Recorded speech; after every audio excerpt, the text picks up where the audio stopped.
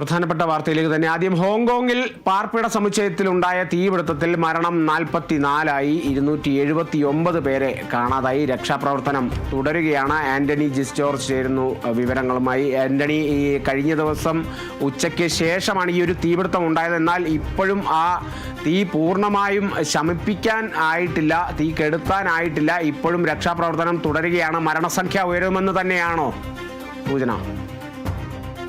തീർച്ചയായും ഏതാണ്ട് 16 മണിക്കൂറുകൾക്കധികമായി ഈ തീപിടുത്തം ഉണ്ടായിട്ട് ഏതായാലും ഇപ്പോഴും പലയിടങ്ങളിലും ഈ ബ്ലോക്കുകളിൽ തീ ഉണ്ട് എന്നുള്ളതാണ് മനസ്സിലാക്കാൻ കഴിയുന്നത്. അഗ്നിശമന സേനാംഗങ്ങൾ അവിടെ തീയണയ്ക്കാനുള്ള ശ്രമങ്ങൾ തുടരുകയാണ്. പലരും ഈ കെട്ടിടങ്ങൾക്ക് ഉള്ളിൽ കുടുങ്ങിക്കിടക്കുന്ന സാഹചര്യമൊക്കെ നിലവിലുണ്ട്. അവരെ രക്ഷിക്കാനുള്ള ശ്രമവും ഉണ്ട്. അതേസമയം ഏറ്റവും പ്രധാനപ്പെട്ട ഒരു കാര്യമെന്ന് പറയുന്നത് 279 പേരെ കാണാനില്ല എന്നുള്ളതാണ് പുറത്തേക്ക് വരുന്ന വിവരം. ഇവർക്കായുള്ള തിരച്ചിലും ഇപ്പോൾ ഊർജിതമായി തുടരുകയാണ്. 44 പേരാണ് ഈ തീപിടുത്തത്തിൽ മരിച്ചത്. 41 പേർക്ക് ഗുരുതരമായ പരിക്ക് ഏറ്റിട്ടുണ്ട്. ഇവർ ചികിത്സയിൽ തുടരുകയാണ്. പക്ഷേ ഈ 279 പേർ എവിടേക്ക് പോയി എന്നുള്ള കാര്യത്തിൽ ഇപ്പോൾ വ്യക്തതയില്ല എന്നുള്ളതാണ്, അല്ലെങ്കിൽ കൃത്യമായൊരു വിവരമില്ല. അവർക്ക് വേണ്ടിയുള്ള തിരച്ചിൽ തുടരുകയും ചെയ്യുകയാണ്. അതേസമയം ഈ സംഭവത്തിൽ 3 പേരെ പോലീസ് അറസ്റ്റ് ചെയ്തിട്ടുണ്ട്. അത് ഈ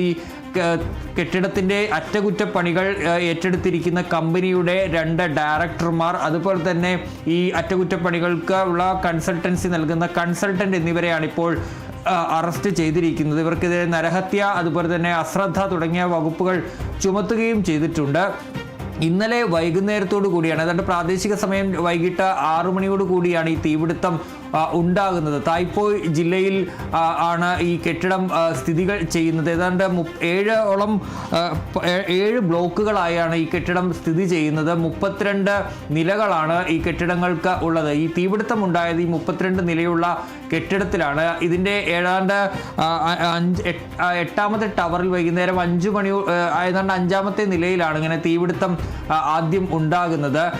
അതിൻ്റെ ഈ അറ്റകുറ്റപ്പണികളുടെ ഭാഗമായി ഈ കെട്ടിടങ്ങൾക്ക് ചുറ്റും മുള കൊണ്ടുള്ള ഈ ആളുകൾക്ക് ജോലി ചെയ്യാൻ വേണ്ടിയുള്ള ഈ മുള കൊണ്ടുള്ള കാലുകൾ നാട്ടിയിരുന്നു. ഈ മുളക്കാലുകളിലാണ് ആദ്യം തീപിടുത്തം ഉണ്ടാകുന്നത്. പിന്നീട് തീ അകത്തേക്ക് പടരുകയാണ് ചെയ്തത്. ഏതാണ്ട് 2000-ഓളം പേരാണ് ഈ തീപിടുത്തം ഉണ്ടായ നിലകളിലുള്ളത് എന്നുള്ളതാണ്. ആ നിലകളിലാണ് പ്രധാനമായും തീപിടുത്തം ഉണ്ടായിട്ടുള്ളത്. 2000-ഓളം പേരാണ് അവിടെ താമസിക്കുന്നത്.